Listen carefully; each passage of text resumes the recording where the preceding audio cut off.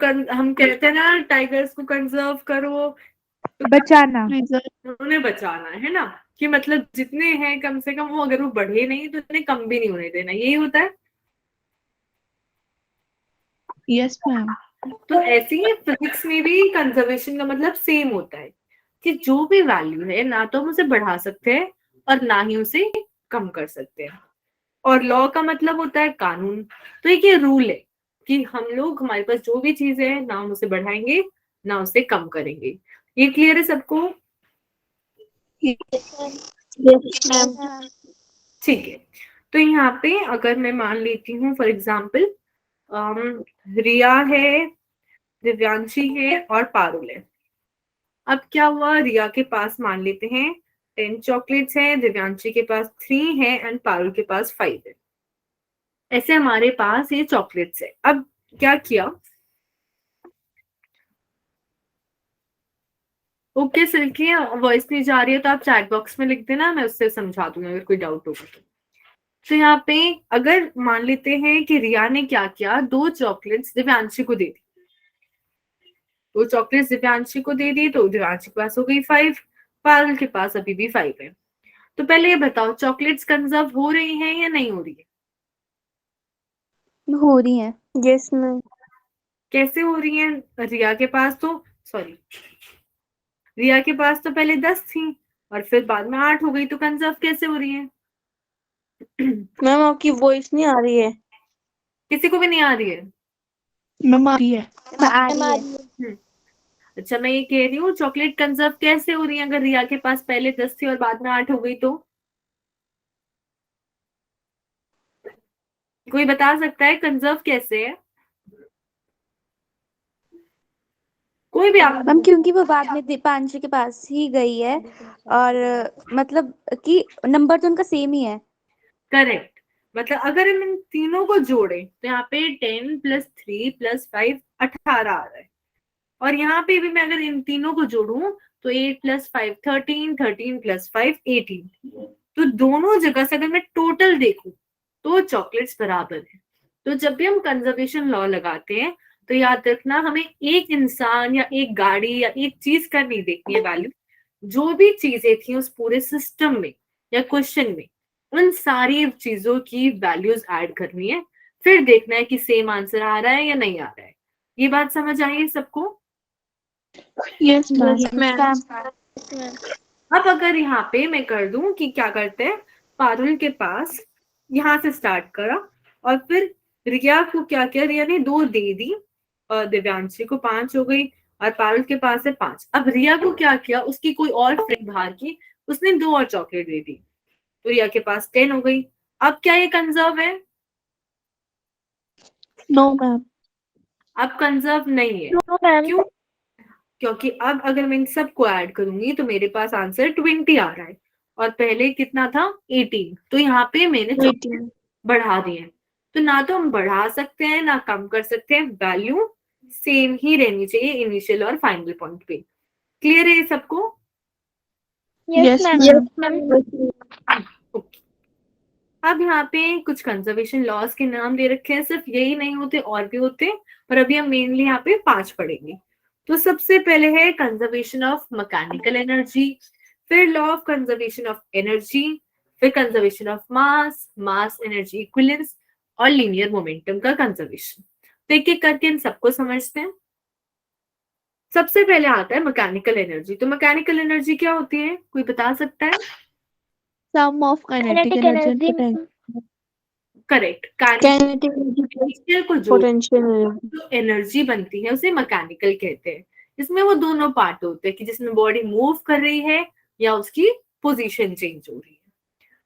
अब conservation law का मतलब क्या था कि कोई भी जो वैल्यू है ना उसे बढ़ा सकते हैं ना कम कर सकते हैं, तो काइनेटिक प्लस पोटेंशियल की वैल्यू क्या हो जाती है, कांस्टेंट हो जाती है।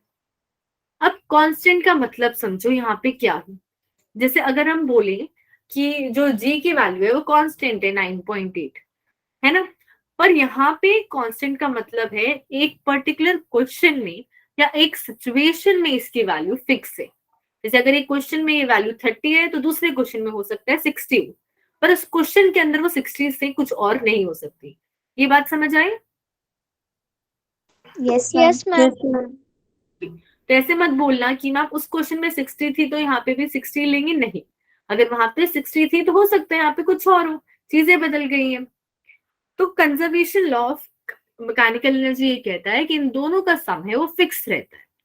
तो मान लेते हैं, अच्छा, पोटेंशियल एनर्जी का फॉर्मूला है हमारे पास mgh, काइनेटिक एनर्जी का है हाफ mv²। अब हमने क्या किया, यहाँ पे एक हाइट पे बॉल थी, अब इस बॉल को मैं नीचे की तरफ फेंकती हूँ। तो जब ये हाइट पे होती है तो इसकी वेलोसिटी क्या होती है? पोटेंशियल वेलोसिटी पूछ रही हूँ मैं, ऊपर जब रुकी हुई थी। 0 जीरो। 0 काइनेटिक एनर्जी कितनी हो गई? 0 जीरो हो गई। अगर यहाँ पे वो रुकी हुई थी तो हमारे पास काइनेटिक एनर्जी जीरो आ गई। और यहाँ पे पोटेंशियल एनर्जी, अगर ये पूरी हाइट है h, तो पोटेंशियल एनर्जी कितनी हो जाएगी? mg 0 mgh हो जाएगी ना? Yes ma'am. अच्छा, एक एग्जांपल से समझते हैं, फॉर्मूला बाद में लगाते हैं। अब हमें ये पता है कि जब इतनी ऊपर थी बॉल तो उसकी वेलोसिटी जीरो, तो काइनेटिक एनर्जी तो जीरो ही होगी। अब मान लेते हैं ये जो पोटेंशियल एनर्जी का फॉर्मूला लिखा, इससे वैल्यू आ रही है 10। अब हम सबसे नीचे चले जाते हैं इस पॉइंट पे, बी पॉइंट पे। तो यहाँ पे बताओ हाइट क्या है? 0 हाइट जीरो है, तो पोटेंशियल एनर्जी कितनी आ जाएगी? 0 जीरो। तो अब ये बताओ काइनेटिक एनर्जी की वैल्यू क्या होगी यहाँ पे? Half mv² metre half mv² होगी, ठीक है। और उसकी वैल्यू क्या होगी इसी क्वेश्चन में? कोई गेस कर सकता है? ये मेरा पॉइंट ए है और ये पॉइंट बी है। तब समझते हैं वैल्यू कैसे आएगी। तो ए हमारे पास कंजर्वेशन लॉ कहता था कि इन दोनों का सम फिक्स रहना चाहिए। तो अगर ए पॉइंट पे मैं इन दोनों का सम निकालूं तो 0 + 10 आ रहा है, ये यस समझ। मैम। और इसकी वैल्यू हो गई टोटल 10। तो यहाँ पे भी अगर मैं पोटेंशियल और काइनेटिक को जोड़ूं, मतलब 0 + काइनेटिक एनर्जी, तो इसकी वैल्यू क्या आनी चाहिए? 10 10 ही आनी चाहिए। तो इससे काइनेटिक एनर्जी कितनी आ गई? 10 10 आ गई। किस किस को ये नहीं समझ आया प्लीज हैंड रेज कर दो। क्लियर है ये सबको? Yes ma'am. अब क्या करते हैं, एक बीच में रैंडम पॉइंट लेते हैं। यहाँ पे मान लेते हैं कि काइनेटिक एनर्जी है मेरी 3, तो पोटेंशियल एनर्जी कितनी हो जाएगी? 0 काइनेटिक एनर्जी 3 है, पोटेंशियल एनर्जी कितनी होगी? 3 7 7 हो जाएगी। करेक्ट दिव्यांशी। हमारे पास क्या है, इन दोनों का सम फिक्स है हमेशा इस मोशन में, कि पोटेंशियल और काइनेटिक को जोड़ के आंसर 10 ही आना चाहिए। तो अगर एक चीज की वैल्यू कम हो रही है तो दूसरी चीज की बढ़ जाएगी। अगर काइनेटिक की 3 हो गई तो पोटेंशियल की 7, काइनेटिक की 4 हो गई तो पोटेंशियल की 6, टोटल का जो सम है वो 10 ही आना चाहिए। अब समझ आया ये सबको? Yes ma'am. तो अगर मैं इस पॉइंट पे मान लो कि मेरे पास जो पोटेंशियल एनर्जी है वो 2 है, तो काइनेटिक एनर्जी कितनी हो जाएगी? 8 8 ठीक है, तो ये ध्यान रखो कि उनका सम क्या होना चाहिए? फिक्स होना चाहिए एक क्वेश्चन में। दूसरी चीज, ऊपर जाते हुए हमारे पास पोटेंशियल एनर्जी इंक्रीज होती है ऊपर जाते जाते, और नीचे आते हुए काइनेटिक एनर्जी इंक्रीज होती है। जब मैक्सिमम हाइट पे पहुंच जाते हैं तो काइनेटिक 0, और जब मिनिमम हाइट पे पहुंच जाते हैं तो पोटेंशियल 0। क्लियर है ये सबको? Yes ma'am. Yes ma'am. अब हमारे पास आता है law of conservation of energy. Basic language में ये कहता है कि एनर्जी ना हम बना सकते हैं ना डिस्ट्रॉय कर सकते हैं, पर हम एक फॉर्म से दूसरी फॉर्म में कन्वर्ट कर सकते हैं। जैसे दो गाड़ियों की अगर टक्कर हो रही है तो वो दोनों बहुत तेज वेलोसिटी से आ रही थी, तो उनके पास बहुत ज्यादा काइनेटिक एनर्जी थी। अब बाद में तो वो बॉडी मूव नहीं कर रही है, तो काइनेटिक एनर्जी कहाँ गई? जब गाड़ी की टक्कर हुई तो इतनी जोर से आवाज आई, धुआं बना, हीट बनी, लाइट हुई, तो ये सारी जो एनर्जीज थी वो उसमें चली गई। तो हमारे पास जरूरी नहीं है, अगर हम कोई बात कर रहे हैं सिस्टम की, तो काइनेटिक जितनी पहले थी उतनी ही बाद में होगी। हम देखते हैं कि मैं सारी एनर्जीज को जोड़ू, pressure energy, light energy, chemical energy, heat energy, जितनी भी एनर्जी है सबको जोड़ो, तो उन सब की वैल्यू सेम आनी चाहिए। ये बात समझ आई है सबको? Yes ma'am. तो हो सकता है कि जो आपने एनर्जी स्टार्टिंग में लगाई थी वो दूसरी फॉर्म में कन्वर्ट हो गई हो, बट उन सबको जोड़ूंगी तो आंसर सेम आएगा। अब मोस्टली क्वेश्चन में जब हम सॉल्व करते हैं तो मैकेनिकल एनर्जी का कंजर्वेशन यूज करते हैं और ये वाला कम यूज करते हैं। क्योंकि सोचो, अगर हमारे पास एक सिंपल सा क्वेश्चन है, उसमें आप कितनी एनर्जीज को ऐड करोगे? कहीं साउंड को ऐड करोगे, लाइट को ऐड करोगे, आप पूरा दिन एक क्वेश्चन को ही सॉल्व करते रह जाओगे। इसलिए हम जनरली जब हम बात करते हैं किसी सिस्टम की, तो मैकेनिकल एनर्जी की कंजर्वेशन की बात करते हैं। ये क्लियर है सबको? Yes ma'am. Yes ma'am. Yes ma'am. अब हमारे पास आता है लॉ ऑफ कंजर्वेशन ऑफ मास और मास एनर्जी इक्विवेलेंस। दोनों में हल्का सा डिफरेंस है। कंजर्वेशन ऑफ मास क्या कहता है कि अगर मैं दो मास को जोड़ूं तो जो फाइनल चीज बनेगी उसका मास क्या है? सेम है। जैसे अगर आप क्या करो, 5 किलो चीनी ले लो और 5 किलो चावल ले लो, उन दोनों को मिक्स कर दो, तो टोटल कितना अमाउंट हो जाएगा? 10 किलो। 10 किलो, है ना? मतलब मैंने उन दोनों को जोड़ा तो 10 किलो बन गया। ये हमारा लॉ ऑफ कंजर्वेशन ऑफ मास। अब मास एनर्जी इक्विवेलेंस में क्या किया आइंस्टाइन ने? उसने एनर्जी बनाई मास से। अब वो मास आता कहां से? जैसे मान लो कि एक न्यूक्लियस है, न्यूक्लियस में क्या क्या होता है? Neutron, proton, neutron. Protein, correct. अगर इसमें दो प्रोटॉन है तो ये कौन सा एलिमेंट है? दो प्रोटॉन वाला कौन सा होता है? बिल्कुल नहीं पढ़ रहे हो केमिस्ट्री आप लोग? दो प्रोटॉन, हीलियम।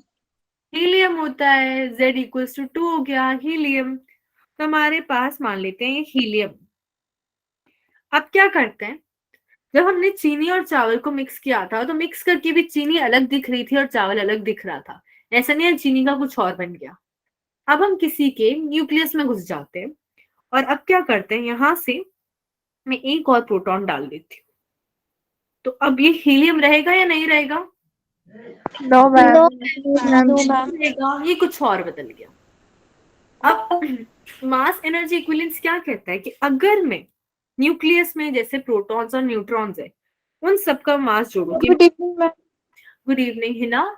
जैसे मान लेते हैं कि मेरे पास यहाँ पे 3 प्रोटॉन है और 3 न्यूट्रॉन भी है, और इन सबका मास जोड़ू, तो जो टोटल मास बनता है ना, वो न्यूक्लियस के मास से अगर कंपेयर करूं तो उससे कुछ कम बनता है। जैसे अगर मैं मान लेती हूँ कि मैंने क्या किया, 4 ग्राम एक चीज ली और 2 ग्राम एक चीज ली और उनको जोड़ के मैंने कुछ बनाया है, तो टोटल मास कितना होना चाहिए? 6 ग्राम। 6 ग्राम होना चाहिए, है ना? ये तो हमारा है लॉ ऑफ कंजर्वेशन ऑफ मास। पर अगर मैं वही मास एक्चुअली में ले रही हूँ प्रोटॉन और न्यूट्रॉन का, तो 4 ग्राम प्लस 2 ग्राम क्या होगा? 6 ग्राम से जो भी आंसर बनेगा, जैसे हमारे पास 6 ग्राम नहीं बनेगा, 5.99 ऐसा कुछ चेंज बनता है। मतलब जो मास है कुछ ना कुछ तो खो गया। ये बात समझ आ रही है सबको? Yes ma'am. ये सिर्फ न्यूक्लियस के केस में होता है, एटम के केस में होता है। अगर एटम में जो जो चीजें आ रही है मैं उन सब का मास जोड़ती जाऊं और फिर देखो उस पूरे इकट्ठे एटम का मास, तो दोनों में फर्क आता है। और ये जो मास है ये कहाँ जाता है? जो बचा हुआ मास है 0.01 ग्राम, वो हमारा एनर्जी में चला जाता है। ये बात समझ आई सबको? Yes ma'am. तो आइंस्टाइन ने बोला कि जो बचा हुआ मास था 0.01 ग्राम, वो हमारा एनर्जी में चला गया और इसका फॉर्मूला आया हमारे पास E=mc²। ये E क्या है? कितनी एनर्जी बनी। m क्या है? जो मास का फर्क आया। और c क्या होता है? Velocity. Speed of light. Speed of light in vacuum. क्या वैल्यू होती है इसकी? 3 × 10⁸ 3 × 10⁸ ये क्लियर है सबको? Yes ma'am. ऐसे ही अगर हम एक बड़े न्यूक्लियस को तोड़ते हैं ना, जैसे यहाँ पे बड़े वाले को तोड़ रहे हैं, तब भी यही केस होता है, जो बड़े में मास था वो ज्यादा हो गया जो छोटे वालों से। तो होता क्या है, जब भी हम दो चीजों को जोड़ के बड़ा न्यूक्लियस बना रहे हैं या बड़े न्यूक्लियस को तोड़ के एक छोटा बना रहे हैं, तो कुछ ना कुछ एनर्जी हमारी लगती है। वो हमारे पास कहाँ से आती है? जो मास का फर्क आता है वहां से आती है। क्लियर है ये सबको? Yes ma'am. ओके।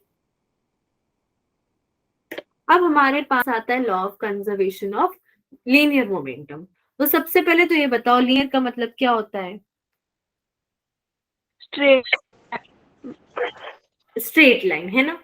अभी स्ट्रेट लाइन का यहाँ पे मतलब है या तो एक्स डायरेक्शन में है या वाई डायरेक्शन में है या जेड डायरेक्शन में, एक डायरेक्शन में है। ये समझ आया? Yes ma'am.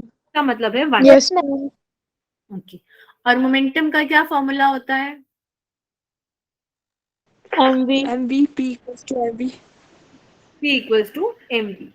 तो law of conservation of linear momentum क्या कहता है? अगर मैं किसी एक डायरेक्शन की बात करूं, जैसे मान लेते हैं हम बात करें एक्स डायरेक्शन की या वाई डायरेक्शन की, तो उस डायरेक्शन में जो है वो लीनियर मोमेंटम कंजर्व रहता है।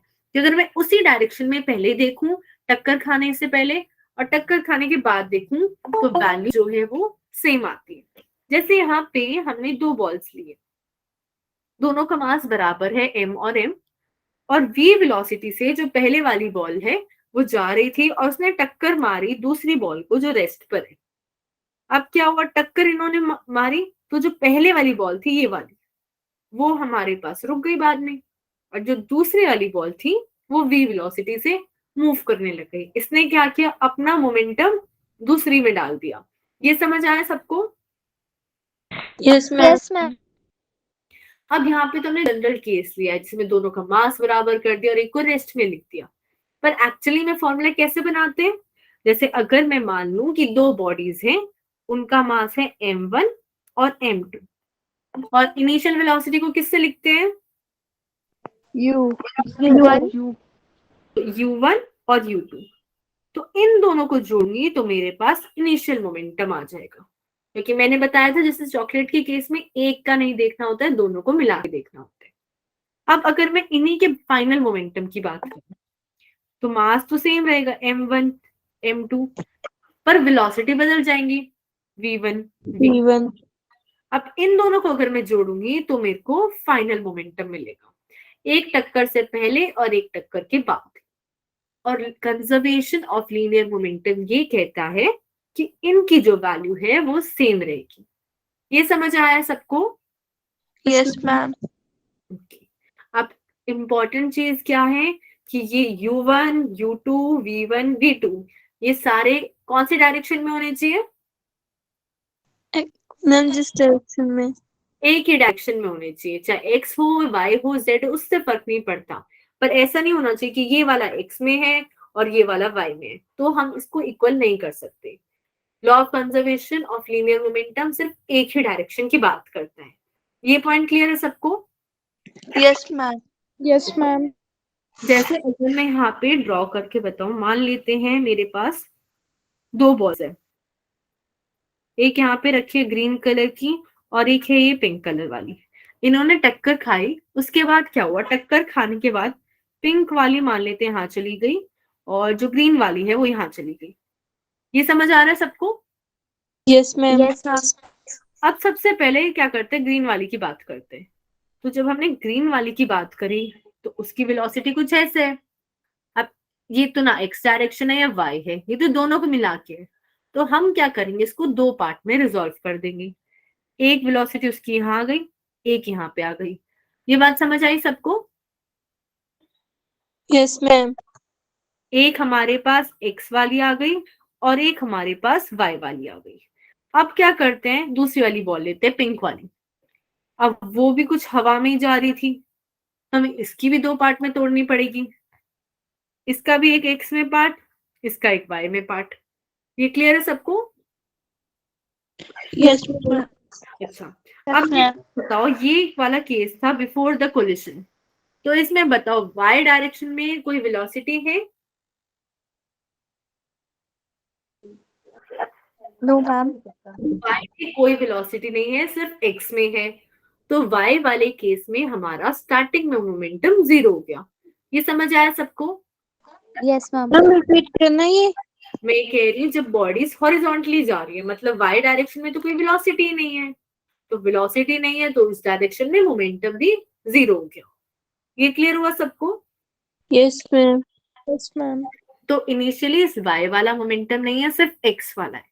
अब जब हमें फॉर्मूला बनाना होगा ना, तो एक बार हम इन दोनों का सम इन दोनों के सम के इक्वल कर सकते हैं, क्योंकि ये दोनों x वाली डायरेक्शन में है। और जब अगर हमें दूसरा केस लेना है, मतलब y डायरेक्शन वाला, तो इनिशियली तो y की वैल्यू 0 थी और बाद में इन दोनों से मिलके बन रही है। ये समझ आया सबको? हाँ बिल्कुल करेक्ट पारुल, कोलिजन इन 2D, ये उसी का एग्जांपल था। मैं बस अभी आपको यूज नहीं होगा, वो लॉज ऑफ मोशन में होगा, पर एक बार थोड़ा सा आइडिया दे रही थी। क्लियर है सबको ये? Yes yes ma'am. Yes ma'am. अब यहाँ पे मेरे को बता दो कौन सा कंजर्वेशन लॉ नहीं है। फर्स्ट ऑप्शन है conservation of energy, second conservation of mass, third conservation of D. Ma'am D. Clear है सबको? Yes ma'am. Yes yes ma'am. Ma'am. किसी को किसी भी पर्टिकुलर कंजर्वेशन लॉ में डाउट है तो प्लीज बता दो। No ma'am. किसी को नहीं है? No ma'am. ओके, तो अब एक बार पेपर डिस्कस करते हैं। पहले तो वो लोग हैंड रेज कर दो जिन्होंने पेपर दिया ही नहीं है।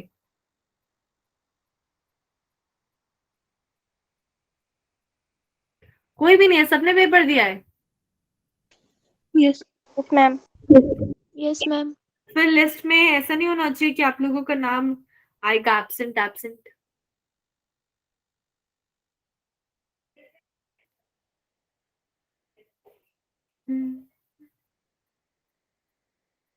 सबको दिख रहा है क्वेश्चन पेपर? Yes ma'am. अच्छा, फर्स्ट क्वेश्चन में किस किस की गलती हुई ये बताओ।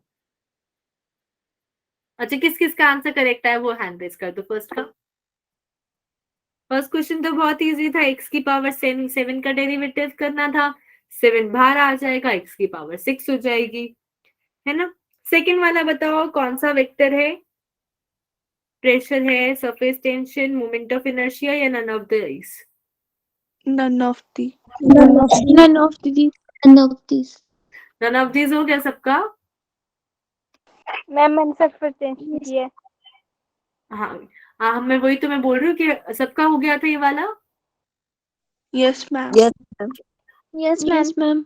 अब क्वेश्चन नंबर 3 था, ए और बी परपेंडिकुलर है, तो परपेंडिकुलर में कौन सा प्रोडक्ट यूज करा? कोस। कॉस वाला, और उसकी वैल्यू क्या हो जानी थी?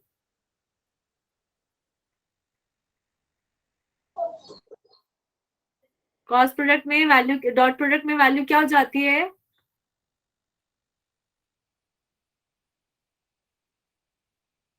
थर्ड वाला किस किसने ट्राई करा था वो हैंड रेज कर दो जिनका आंसर आ गया था।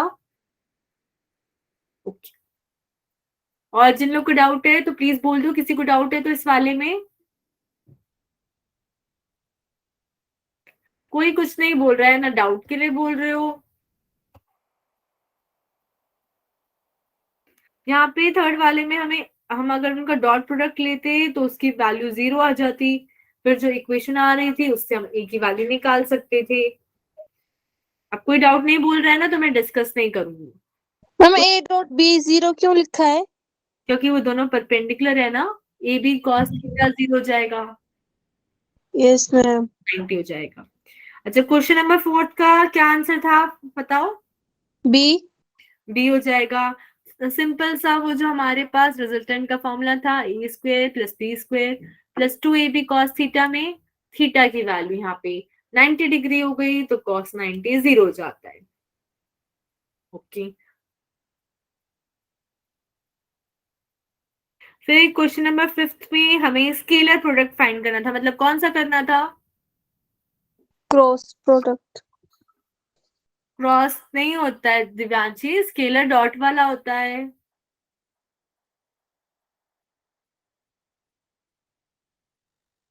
सबको पता है ना स्केलर प्रोडक्ट डॉट वाला होता है। Yes, ma'am. Dot product find करना था, उसकी वैल्यू लिखनी थी। अच्छा, question number 6, minimum number of forces of unequal magnitude जिनका वेक्टर सम इक्वल टू 0 हो सकता है। 3. कितने? 3 होने चाहिए, करेक्ट।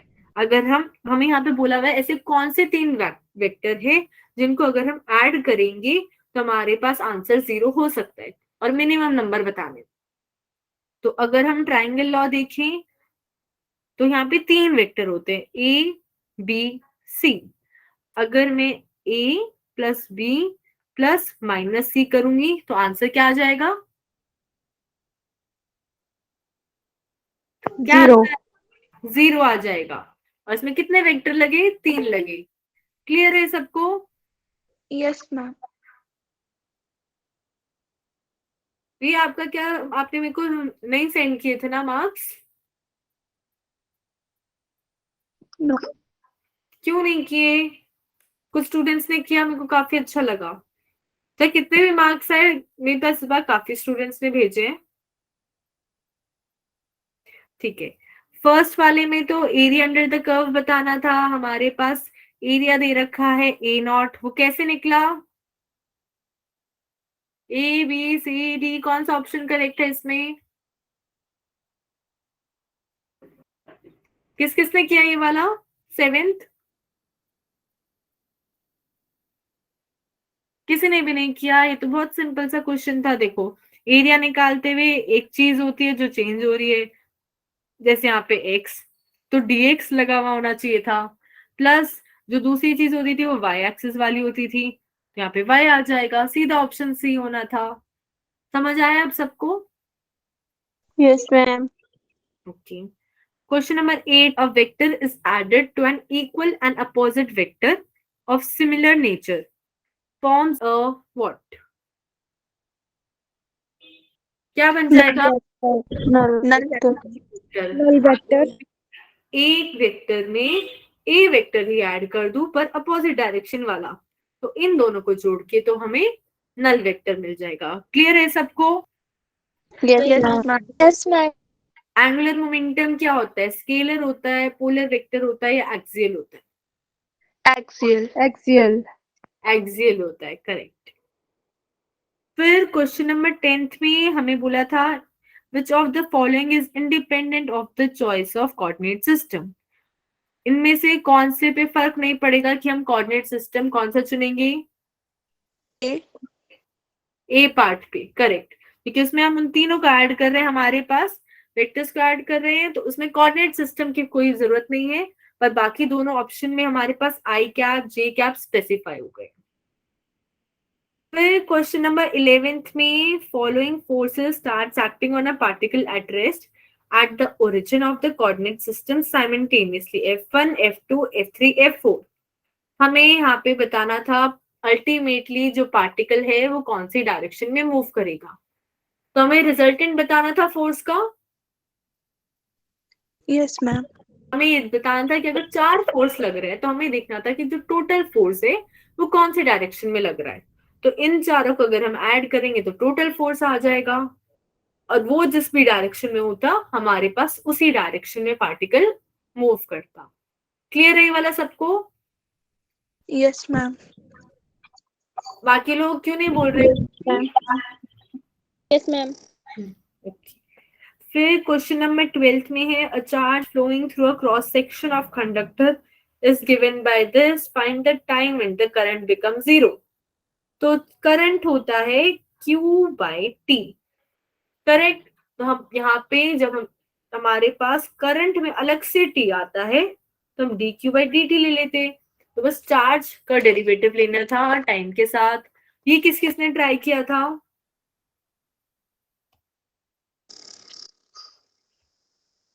आंसर आ गया था करेक्ट दिव्यांशी? किसी ने नहीं ट्राई किया था ये वाला?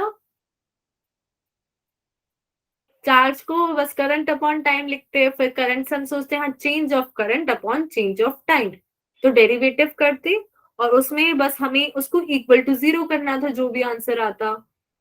अब समझ आया ये सबको? Yes ma'am. क्वेश्चन नंबर 13 किस किसने ट्राई किया? क्वेश्चन नंबर 13 नहीं किया आप लोगों ने ट्राई? क्वेश्चन नंबर 13 भी? No ma'am. अरे ए प्लस बी का होल स्क्वायर था, उसको ओपन कर देते। फर्स्ट टर्म आती 4x², सेकेंड टर्म आती 9 और एक और टर्म हो जाती हमारे पास 12x। इनका तो अलग से इंटीग्रेशन आता था, सबको निकालना है, क्यों नहीं किया ये वाला?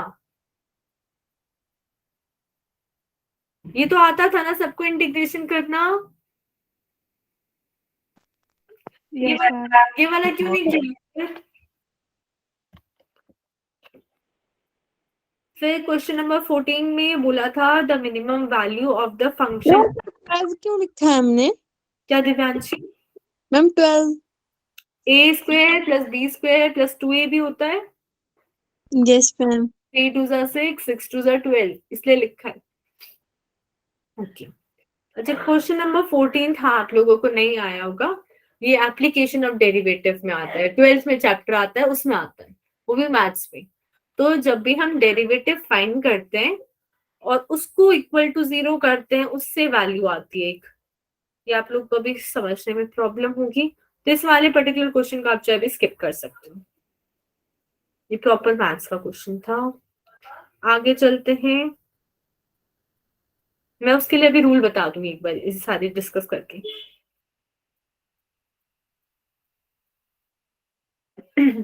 फिर यहाँ पे हमारे पास क्वेश्चन नंबर 15 था, dy/dx फाइंड करना था। ठीक है, ये वाला नहीं हुआ होगा आप लोगों से, क्वेश्चन नंबर 15? No ma'am. हाँ, नहीं हुआ होगा, पक्की बात है। ये भी बाद में आता है। And question number 16, the sum of two unit vector is a unit vector, the magnitude of the difference is। ये ट्राई किया आप लोगों ने? √3। Under, correct, under, correct. ये मैंने पहले भी डिस्कस कर रखा है ना, आप लोग के असाइनमेंट में था। Yes ma'am. ठीक है। Question number 17, a vector then ma'am मतलब बता दो √3 कैसे आया? देखो, जब हम मैग्नीट्यूड फाइंड करते हैं ना, तो एक बार तो हम a + b का निकालेंगे और एक बार a - b का। और फॉर्मूला हमें पता है, जब हम लोग ऐड करके हमें निकालना होता है, तो a² + b² + 2ab cos theta. इस वाले में आता है 2ab cos थीटा और इस वाले में आएगा -2ab cos थीटा। बस उससे वैल्यू आ जाती। a और b की वैल्यू तो ऑलरेडी क्वेश्चन में 1 गिवन है। क्लियर है सबको? Yes ma'am. Yes ma'am. Question number 17 में एक वेक्टर दे रखा है और हमें बताना है इसका component along the direction of i cap - j cap. Component का मतलब होता है बेसिकली प्रोजेक्शन ही, कि i कैप - j कैप में क्या प्रोजेक्शन आएगा। बी। क्या बोला आपने? मैम बी इसका आंसर। इसका आंसर है, हाँ, बी हो जाएगा यहाँ पे, x - 5/√2। वेरी गुड, जिन लोगों ने निकाला है। क्वेश्चन नंबर 18 में the minimum and maximum value of y equals to, ये करा है 18th?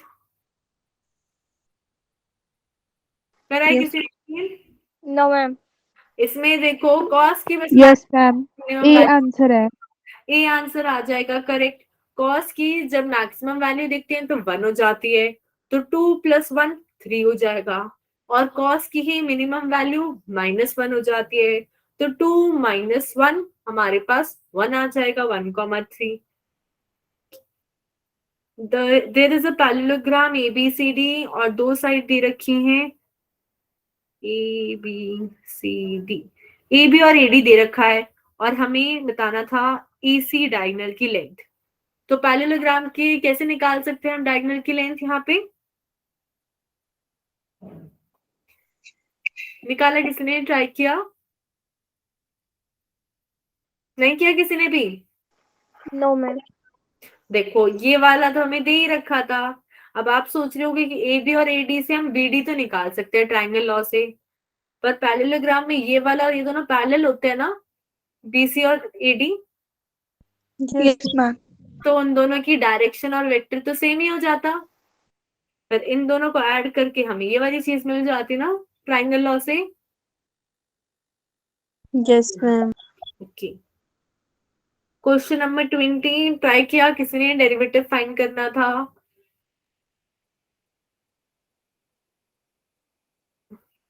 पता नहीं मेरे को कि फिजिक्स के पार्ट में आप लोगों को इतने टफ क्वेश्चन क्यों दे रखे हैं, ये प्रॉपर मैथ्स के डेरिवेटिव और इंटीग्रेशन दे रखा है। तो क्वेश्चन नंबर 20 और वो मैक्सिमम मिनिमम वाला था, ये फिजिक्स में इतना मैथ्स कभी भी यूज नहीं होता है। 21st में हमारे पास तीन वेक्टर्स हैं A B and C respectively, satisfying the relation a dot b equals to 0, a dot c equals to 0, then a is parallel to, ये बताना था। C. a is parallel to c। अच्छा ma'am please answer option C. अच्छा, C option है, हाँ correct. देखो first वाले part से आएगा ए बी के परपेंडिकुलर है, दूसरे वाले से आएगा ए सी के भी परपेंडिकुलर है। तो अगर बी और सी के परपेंडिकुलर में एक वेक्टर बनाऊं तो उसके ये पैरेलल होगा, यस मैम। और वो तो क्रॉस प्रोडक्ट से मिलता है ना। तो अगर मैंने बी और सी का क्रॉस प्रोडक्ट लिया तो एक ऐसा वेक्टर मिलेगा जो बी के भी परपेंडिकुलर है और सी के भी परपेंडिकुलर है, मतलब वो ए के पैरेलल हो जाएगा। ओके, क्वेश्चन नंबर 22 में डेफिनेट इंटीग्रल करके हमें एरिया फाइंड करना था।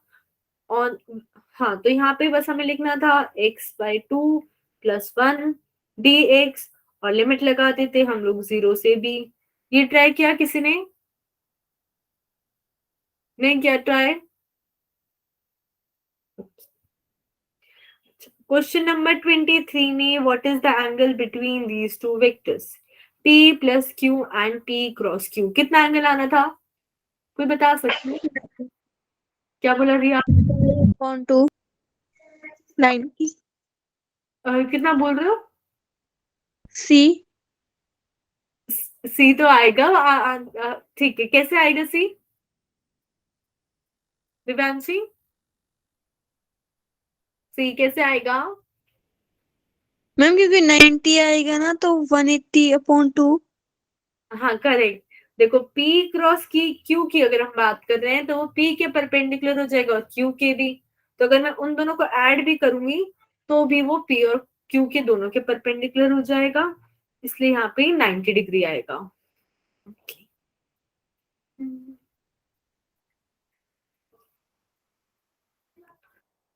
आप लोग के साथ पता है क्या होता है, मेरे क्लास आप लोग के साथ सिर्फ वेडनेसडे तक होती है और संडे के टेस्ट का सिलेबस वेडनेसडे के बाद आता है।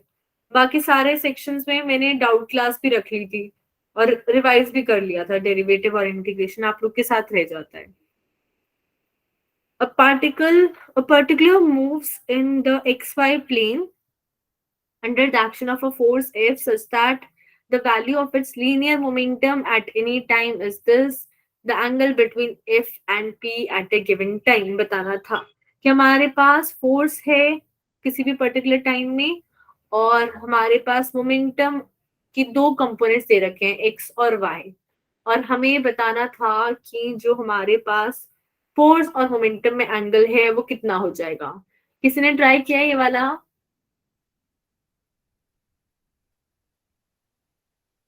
ट्राई किया था किसी ने?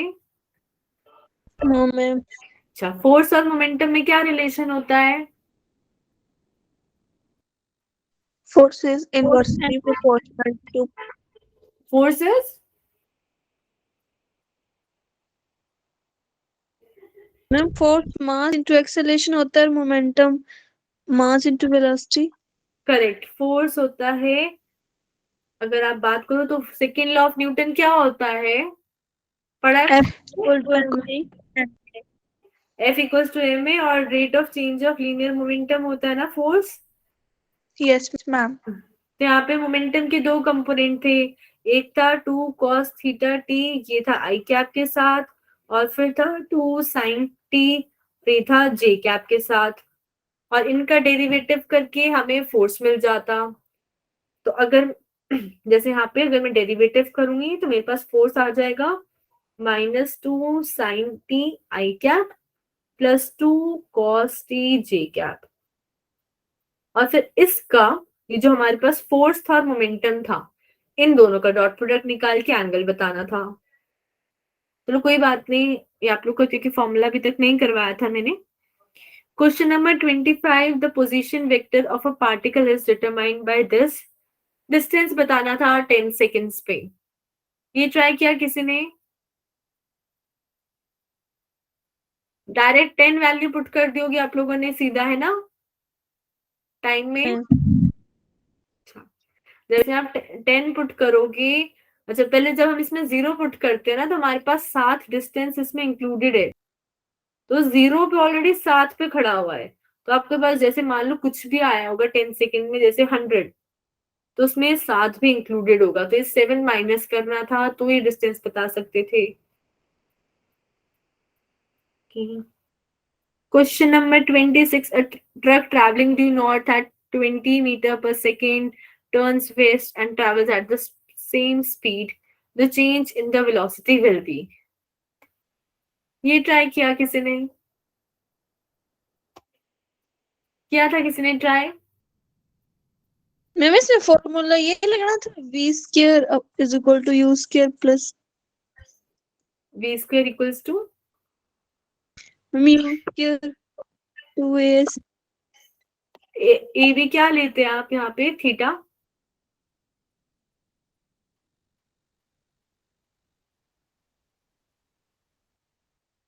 आप लोग का पेपर वैसे सच बताऊं तो जेई वालों से मुश्किल वाला है, मैंने उन लोग के साथ भी डिस्कस किया था। तो यहाँ पे बोला था कि एक ट्रक जा रहा है नॉर्थ में, फिर वो वेस्ट की तरफ मुड़ गया, और अब वो भी अभी भी सेम स्पीड से जा रहा है, तो हमें बताना था कि वेलोसिटी कितनी चेंज हुई। तो इनिशियल वेलोसिटी लेनी थी, वो हमारे पास आई कैप डायरेक्शन में थी, तो 20 आई cap.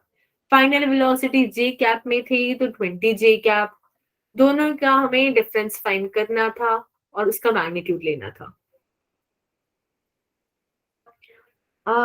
Question number 27. How many minimum number of coplanar vectors having different magnitudes can be added to give zero resultant vector? तो ये भी सिमिलर क्वेश्चन है जैसे पहले आया हुआ था, इसमें भी आंसर 3 आना था। ये किया सब लोगों ने? Yes, ma'am. Yes, ma'am. Question number 28. Each of these statements, अच्छा assertion and reason वाला है, the physical quantity cannot be called a vector if its magnitude is 0 and a vector has both magnitude and direction. तो इसमें कौन सा option होना चाहिए था? Reason सही है मैम। रीजन तो सही है, पर क्या हमारे पास जो assertion है क्या वो करेक्ट है? No ma'am. वो correct है। जिसका मैग्नीट्यूड 0 हो जाता है वो नल वेक्टर हो जाता है। फिर क्वेश्चन नंबर 29 में which of the following statement is true?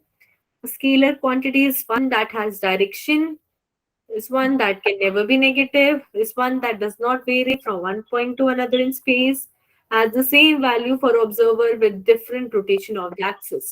तो इसमें कौन सा ऑप्शन करा आप लोगों ने? ए।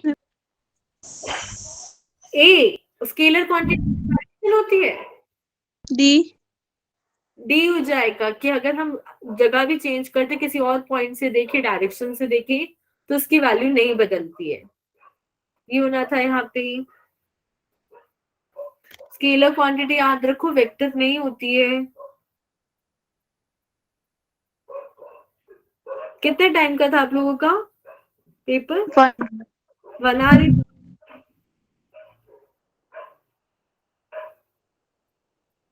अपना मोरल में डाउन करना, अभी ये स्टार्ट है, धीरे धीरे प्रैक्टिस करोगे तो इम्प्रूव हो जाएगा, ठीक है? अभी स्टार्टिंग में फिजिक्स के पेपर करोगे तो ऐसे लगेगा सब बहुत मुश्किल मुश्किल हो रहा है, पर धीरे धीरे, क्योंकि अभी इसमें काफी सारे फॉर्मुलेस वो यूज हो रहे हैं जो आप लोगों ने अभी तक करे भी नहीं है। क्वेश्चन नंबर 30 में dy by dx in the region AB and BC as we increase the value of x. तो AB में अगर आप देखो तो वैल्यू इंक्रीज हो रही है या डिक्रीज हो रही है? इंक्रीज हो रही है। अच्छा, और दूसरे वाले रीजन में डिक्रीज डिक्रीज। एक सेकंड, सॉरी। यहाँ पे जब हम स्लोप ड्रॉ करते हैं ऐसे फाइंड करते हैं। Yes, ma'am. अब जैसे जैसे आप ए से बी पे जा रहे हो ये गिरता जा रहा है, Yes, ma'am. तो एंगल कम होता जा रहा है। Yes, ma'am. Yes. जैसे जैसे आप एंगल कम करते जाते हो tan थीटा की वैल्यू क्या होती जाती है, Come. कम होती जाती है। तो उस पहले वाले केस में ए से बी में स्लोप क्या हो रहा है, डिक्रीज होता जा रहा है। पर वहीं दूसरे केस में पहले ऐसे गिरा हुआ था फिर वो बढ़ता जा रहा है, तो एंगल दूसरे केस में इंक्रीज होता जा रहा है, तो हमारे पास स्लोप इंक्रीज हो रहा है। क्लियर है ये सबको? Yes, ma'am. Yes, ma'am. Okay. Yes, ma'am. 31st में एक फिगर बनी हुई है, what is the value of AO what is, अच्छा AB plus AC plus AD plus AE plus AF की वैल्यू बतानी थी। तो ये किसने ट्राई किया है? Ma'am, D. दिव्यांश से सारी आंसर की रखे आइए ना। नो मैम, मैम मैंने ये लगाया, मतलब इसकी मतलब साइड में जो कोने मैम उसका सम होता है तो 6AO आएगा इसका। हाँ करेक्ट, AO 6AO। नहीं रटे हैं मैंने। अच्छा ठीक है। ओके, फिर 32 में हमारे पास one of the rectangular components दे रखा है of 100 metre per second is 50 metre per second, other component बताना है। मतलब हमारे पास u की वैल्यू दे रखी है और अगर मान लेते हैं कि u cos थीटा 50 है तो हमें u cos थीटा, तो हमें बताना था u sin थीटा क्या हो जाएगा। ये ट्राई किया सब लोगों ने? नहीं किया ना ये भी ट्राई? No ma'am. u की वैल्यू गिवन थी, cos थीटा आ जाता 1/2, अगर cos थीटा 1/2 है तो एंगल हो गया 30 डिग्री, और साइन हम लोग साइन फिर से लगा देते उसी की वैल्यू तो हमारे पास आ जाती ना। Yes, ma'am. फिर क्वेश्चन नंबर 33 में हमारे पास तीन फोर्सेस हैं, 6n और √72n मैग्नीट्यूड की, और वो अलग अलग कॉर्नर्स पे हैं और हमें रिजल्टेंट बताना था इस फोर्स का। तो कितना आएगा इसका रिजल्टेंट?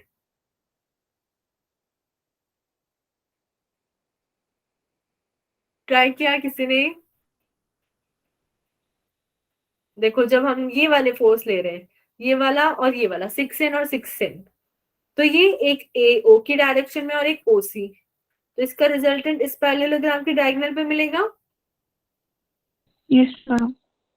फिर हम ले सकते थे √72n वाला और ये वाला, और इसका मिलता हमें ऑलमोस्ट OE पर, और इन दोनों में दो बार पैरेललोग्राम लॉ लगाना था बस। और पैरेललोग्राम लॉ में भी कहाँ लगाना था, 90 डिग्री हो जाता, तो 90 डिग्री में तो इजीली बस x का स्क्वायर और y का स्क्वायर करके आ जाता है, अंडर रूट करके।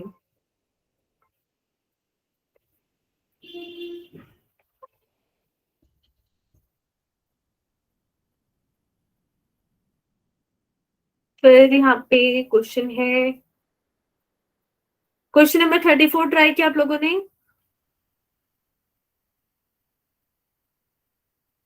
वहां पे हमारे पास बोला गया था कि जो मास है वो भी कम होता जा रहा है और वेलोसिटी इंक्रीज होती जा रही है, तो जब हम मोमेंटम का डेरिवेटिव करेंगे तो वहां पे प्रोडक्ट रूल लगाना था, एक बार एक का डेरिवेटिव और एक बार एक का डेरिवेटिव।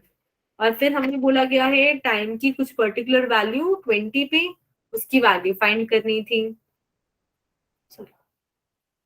फिर क्वेश्चन नंबर 35 में एक्सेलरेशन बोला हुआ है, वो टाइम के साथ इंक्रीज कर रहा है as bt, the particle starts from the origin with an initial velocity v0, हमें डिस्टेंस ट्रैवल बताना था। ये करा किसी ने 35th? अच्छा कितने क्वेश्चंस अटेम्प्ट करे, चलो सब लोग ये कमेंट करो। ऑलमोस्ट आई थिंक 40 क्वेश्चंस है, अराउंड कितने अटेम्प्ट कर पाए, क्योंकि इतना इजी पेपर नहीं है, तभी पूछ रही हूँ मैं कितने अटेम्प्ट करे। ऑनेस्टली से अगर 5 भी करें तो वो बता दो। मैम 40। और कभी भी इतने अटेम्प्ट नहीं करने चाहिए, कभी भी सारे 35 किए मैंने। 38 कर रहे हैं, ठीक है। रिया अगर आप इतने अटेम्प्ट कर रहे हो तो आपको इतना होना चाहिए कि ठीक है ऑलमोस्ट 80 से 90% आपके आंसर्स करेक्ट होने चाहिए। मैम मैंने But- सारे बाकी नेगेटिव मार्किंग हो गई है मैम। सारे बहुत हुई नेगेटिव मार्किंग। हाँ, वही मैं कह रही हूँ कि अगर आपको ये लग रहा है कि आपको 90% क्वेश्चन आते हैं और एक जो आपको डाउट है, तो ठीक है, आपने तुक्का मारा। और अगर आपको ऐसा लग रहा है 50% नहीं आता है, बाकी सारों में आप तुक्का मार रहे हो, तो आपका आंसर नेगेटिव में पहुंच जाएंगे मार्क्स। ठीक है, तो ये हैबिट मत डालना प्लीज कि सारे पे तुक्का मार दो। ठीक है, मान लो कि सोचो आपने पेपर दिया 100 मार्क्स का और आपने आंसर करे हैं 50 अपने दिमाग लगा कि वो 100% करेक्ट थे, और आपने बचे हुए 50 में नेगेटिव मार्किंग से अब आपके मार्क्स हो गए, मान लेते 40 हो गई, कि इतनी नेगेटिव मार्किंग हुई कि आपके 40 हो गई और कट ऑफ चली गई 49 पे, तो कैसा लगेगा आपको? मैम बहुत बुरा। तो वही क्वेश्चन करा करो जिसमें 100% श्योर हो। कम मार्क्स आएंगे कोई बात नहीं, पर नेगेटिव में नहीं जाएंगी वैल्यू। ये तुक्के कभी कभी लग जाता है, कभी कभी नहीं लगते हैं। मैंने टेस्ट कर रखा है, एक टेस्ट में मैं भी सारे सारे क्वेश्चंस करके आई थी, फिर बहुत रिग्रेट हुआ था, कट ऑफ नीचे चली गई थी। तो प्लीज सारे अटेम्प्ट मत करना। ठीक है, तो जितने आते हैं श्योर है उतना करो, एक दो तुक्के चलते हैं, ठीक है, कि हमें लग रहा है कि यही होना चाहिए, सारे तुक्के मत मारना। क्लियर है रिया? यस हाँ, फिर चलो, ये सारे तो मैथमेटिकल क्वेश्चंस ही हैं, इसमें 2 बार क्रॉस प्रोडक्ट लेना था। 36, 37, 39 हमें कोप्लेनर दे रखा, find the value of x. Pure maths questions हैं सारे। अच्छा, आप लोग के पास किसी के पास ऑप्शनल में मैथ्स है? No ma'am. No ma'am. किसी के पास भी नहीं है ना? ठीक है, फिर अब इसके अलावा आई थिंक एक क्वेश्चन और है यहाँ पे।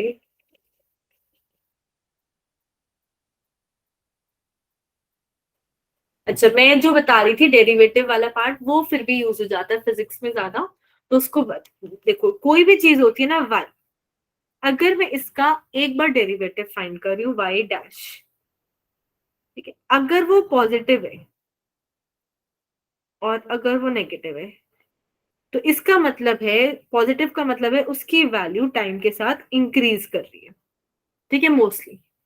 और अगर वो नेगेटिव आती है तो इसका मतलब है टाइम के साथ वो डिक्रीज कर रही है। ये समझ आया सबको? Yes ma'am.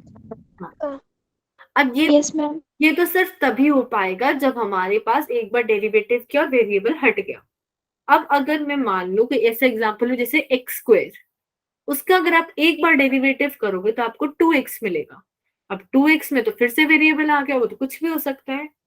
तो हम क्या करते हैं, जो एक बार डेरिवेटिव आता है उसको 0 इक्वल कर देते हैं, और मान लो 0 इक्वल करने पे आपके पास कोई वैल्यू आ जाए, जैसे 2 आ जाए, कुछ भी 2, 3, 4 कुछ भी एक वेरिएबल की वैल्यू आ जाए, फिर आप क्या करोगे, फिर से डेरिवेटिव करोगे, और उस डेरिवेटिव में अगर फिर भी वेरिएबल आ रहा है तो आप क्या करते हो, वो जो वैल्यू आई उसको पुट कर दो, कि ठीक है, जैसे मेरे पास 2 आया तो मैं 2 को पुट करके देखती हूँ x की जगह, अब आंसर क्या आ रहा है। तो अगर मेरा डबल डेरिवेटिव नेगेटिव होता है तो यहाँ पे उल्टा चलता है, अगर नेगेटिव है तो वो मैक्सिमम पॉइंट होता है, और अगर डबल डेरिवेटिव मेरा पॉजिटिव है तो वो मिनिमम पॉइंट होता है। ये समझ आया सबको? Yes ma'am. Yes ma'am. जैसे हम छोटा सा एग्जांपल लेते हैं कि मान लेते हैं मेरे पास है 3x² + 4x = y। अब एक बार डेरिवेटिव करते हैं इसका, तो मेरे पास आएगा 6x + 4। अब इसको इक्वल टू 0 करेंगे हम, y डैश आया, उसको 0 इक्वल कर दिया, यहाँ 6 की वैल्यू आ जाएगी मेरे पास -2/3। ये क्लियर है ना सबको? Yes ma'am. Yes ma'am. अब इसका अगर मैं फिर से डेरिवेटिव करूं तो मेरे पास 6 आ रहा है। अब ये तो ऐसा क्वेश्चन आया है जिसमें मैं x की वैल्यू पुट ही नहीं कर सकती हूँ। अगर मैं x³ लेती तो यहाँ 6 के साथ भी अभी x लगा होता, तो उसमें वैल्यू पुट कर देते। और अगर नहीं वैल्यू पुट कर सकते तो हम वैसे ही डायरेक्टली देखेंगे कि डबल डेरिवेटिव पॉजिटिव आ रहा है, तो ये जो पोजीशन हो गई हमारी, ये मिनिमम फंक्शन है। ये समझ आया? Yes ma'am, yes ma'am. अच्छा, इसी में मैं करेक्शन करके वो वाली वैल्यू बताती हूँ जो मैं पुटिंग वाली केस कर रही हूँ, वही लेती हूँ। अगर मान लो मैं ले रही हूँ x³ plus 4x equal to y, एक बार डेरिवेटिव करेंगे तो 3x² प्लस 4 आएगा और इसको इक्वल टू 0 कर देते हैं। तो यहां से हमारे पास ये आ जाएगा कि x² इक्वल्स टू 4/3 और x की वैल्यू आएगी √4/3। अब जब मैं इसका फिर से डेरिवेटिव करूंगी तो हो जाएगा 6x।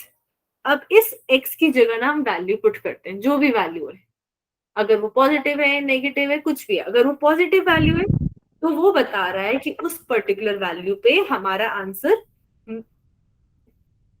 मैक्सिमम आ रहा है, सॉरी मिनिमम आ रहा है। और अगर वो वैल्यू नेगेटिव है तो उस पर्टिकुलर पॉइंट पे मेरा आंसर मैक्सिमम आ रहा है। थोड़ा समझ आया है? कभी यूज करना। ये कैसे आया? क्या कैसे आ दिव्यांशी? 4/3। ये वाला यस मैम। यहाँ पे एक तो माइनस आएगा, इस 4 को मैं राइट साइड लेके जाऊंगी तो -4 हो जाएगा ना, यस मैम। अपॉन में 3 आ जाएगा फिर। यस। हाँ, बस वही कर रहा है। तो ये तो मैंने रैंडम से ऐसा क्वेश्चन लिया है। अब अगर ये वाला समझ आया ना तो आपके पास क्वेश्चन पेपर है, सबके पास क्वेश्चन पेपर है ना सबके पास? Yes ma'am. हाँ, यस मैम। उसी में एक ऐसा क्वेश्चन था, आई थिंक क्वेश्चन नंबर 14, जिसमें हमें बताना था कि मैक्सिमम वैल्यू कब होगी और मिनिमम वैल्यू कब होगी।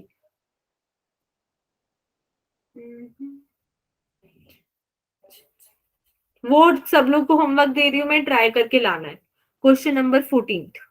हाँ, yes ma'am. The minimum value of the function is, यहाँ पे y है, इसको पहले एक बार डेरिवेटिव करें, एक वैल्यू आ जाएगी, फिर डबल डेरिवेटिव में इसको पुट करेंगे तो अब यहाँ पे मिनिमम बोला हुआ है ना, तो आंसर पॉजिटिव मिलेगा। ये निकाल के लाना है सबको। क्वेश्चन 14 डिस्कस करेंगे नेक्स्ट क्लास में, ठीक है? Yes ma'am. Yes ma'am. अभी आप लोग की कोई और क्लास होगी ना? No ma'am. No ma'am. अच्छा ठीक है, मेरी क्लास है अभी, चलो, थैंक यू। मैम।